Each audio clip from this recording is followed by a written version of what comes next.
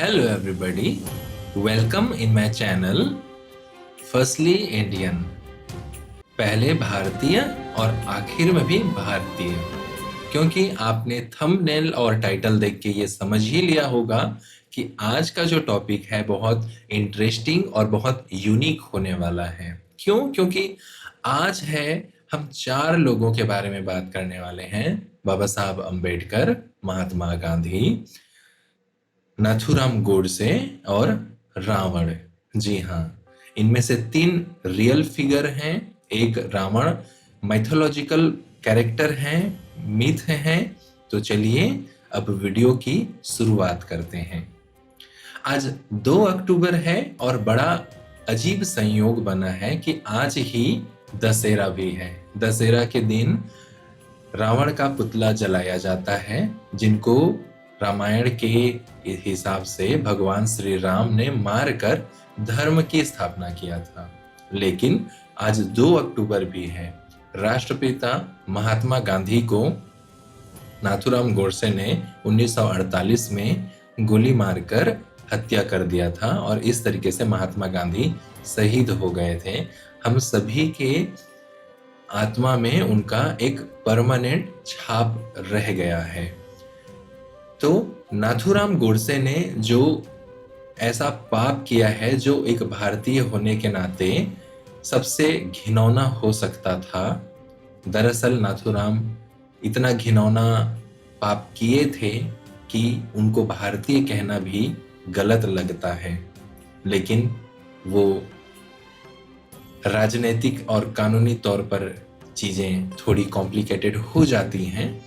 But my question is this to you, in whose future are you living?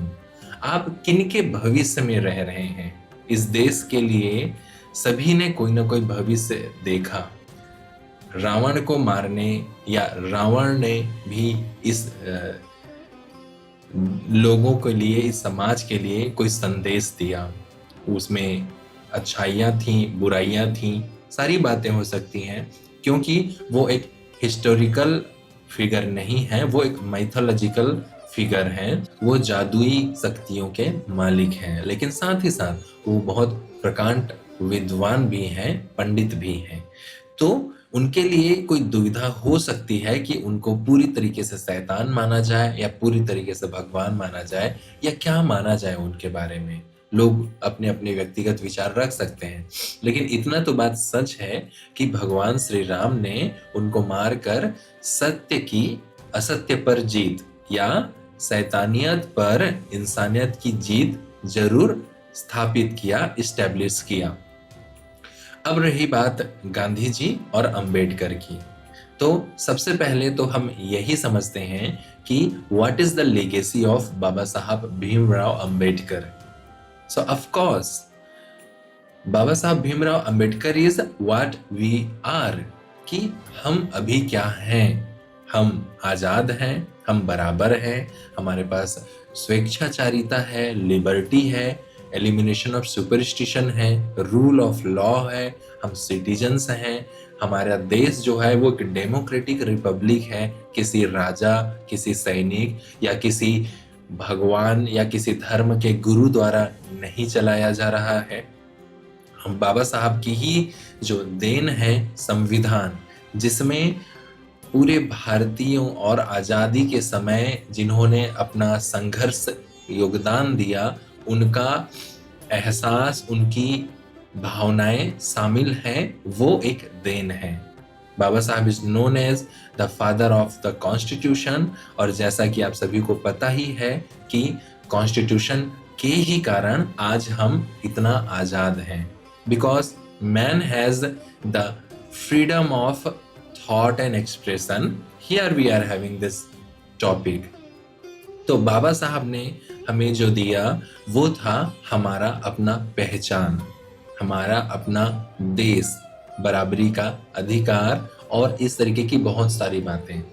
Mythology में ऐसा कहा जाता है कि भगवान शिव ने जहर का प्याला पिया, लेकिन धर्म और जाति का जितना जहर, अन्याय, भेदभाव और प्रताड़ना अंबेडकर ने सहा, वो भी कम नहीं था।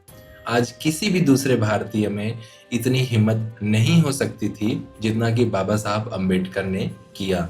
उन सारी चीज़ों को पी कर डाइजेस्ट करने के बावजूद भी सिर्फ सद्भावना रखना, सबके लिए हारमोनियस अप्रोच रखना, ये कहना कि मुझे ब्राह्मणों से नफरत नहीं है, ब्राह्मणवाद से नफरत है, उस सोच से नफरत है जो कुछ जातियों को नीचा कहते हैं और कुछ जातियों को ऊंचा मानते हैं। उस भेदभाव अंधविश्वास से है जो देश को और नुकसान पहुंचाएगा। एक देश होने के नाते हमको खुद में यूनाइटेड इकट्ठा होने में बाधा बनेगा। तो बाबा साहब ने जाहिर सी बात है हमें एक आजाद संविधान दिया। अब आते हैं गांधी जी के ऊपर। गांधी जी की लिगेसी क्या है? गांधी जी लिगेसी, गांधी जी की लिगेसी है सेक्युलरिज्म, लिबरलिज्म।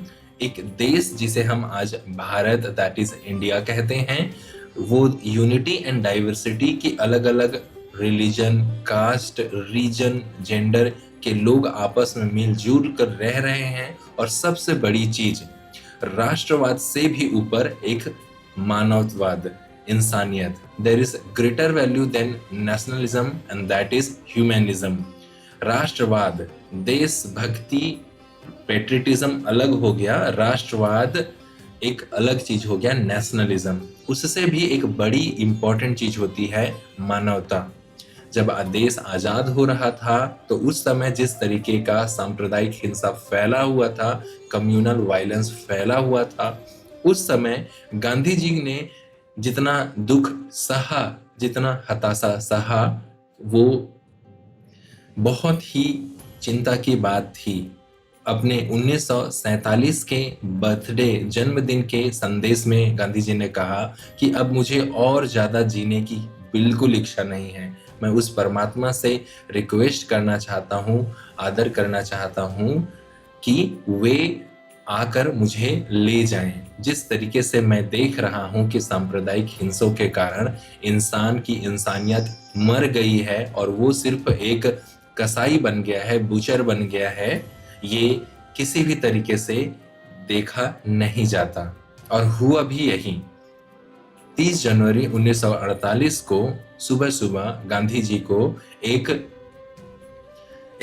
सनकी चरमपंथी हिंदू नाथूराम गोडसे ने मार दिया।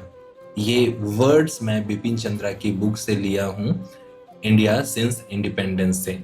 ये बहुत खतरनाक बात थी। क्यों? क्योंकि उनका सदस्यता आरएसएस से जुड़ा हुआ था। जैसे कि एक परिवार का अगर एक सदस्य क्रिमिनल हो जाए तो हम पूरे परिवार को क्रिमिनल कहें, ये कुछ मायनों पर उचित नहीं लगता।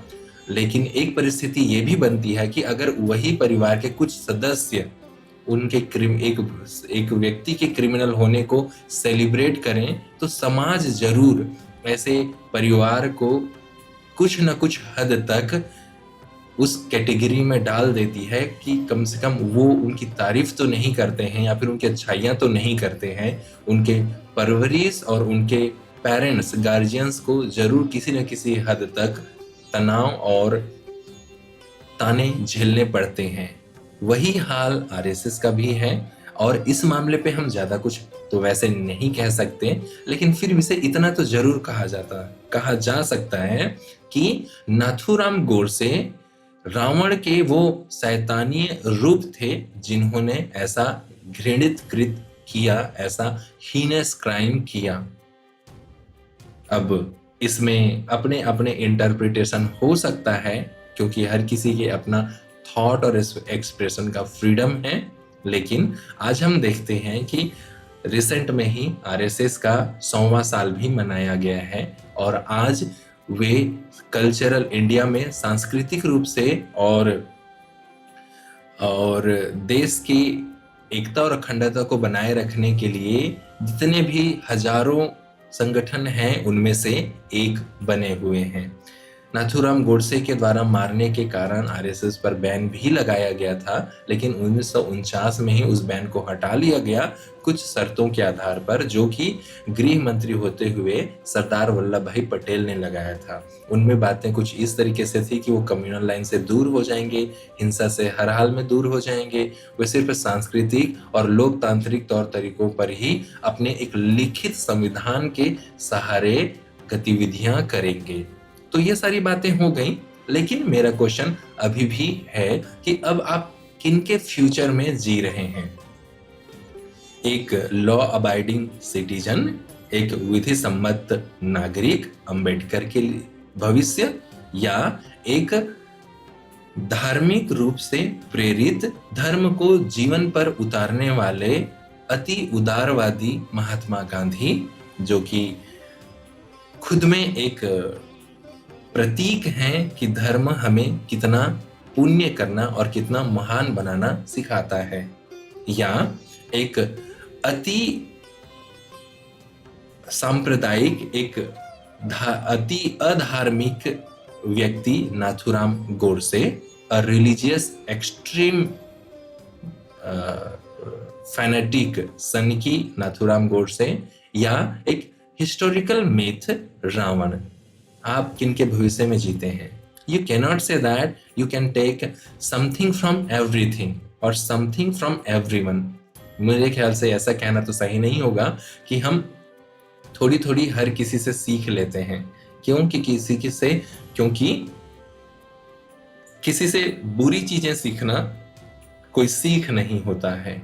जाहिर सी बात है, आप भी या तो अंबेडकर या गांधी जी के साथ चलना चाहेंगे। आज का 2 अक्टूबर के नाम से मुझे ये विचार बना कि ये आइडिया के ऊपर एक वीडियो तो जरूर बनता है, क्योंकि हम एक देश होने के नाते अगर हम अपनी सोच को एक्सप्रेस नहीं करेंगे तो इस पर आगे हमारा देश कैसे बढ़ेगा। आप भी अपने थॉट्स को एक्सप्रेस कीजिए, कमेंट करके बताइए कि आपका क्या मानना है इस देश और इन लोगों के बारे में। ध्यान रहे कि आपसे रिक्वेस्ट होगा कि आप अपने कमेंट्स को कंस्ट्रक्टिव बना कर रखें, उसको रचनात्मक बना कर रखें। जय हिंद, जय भारत, जय जोहार, जय छत्तीसगढ़।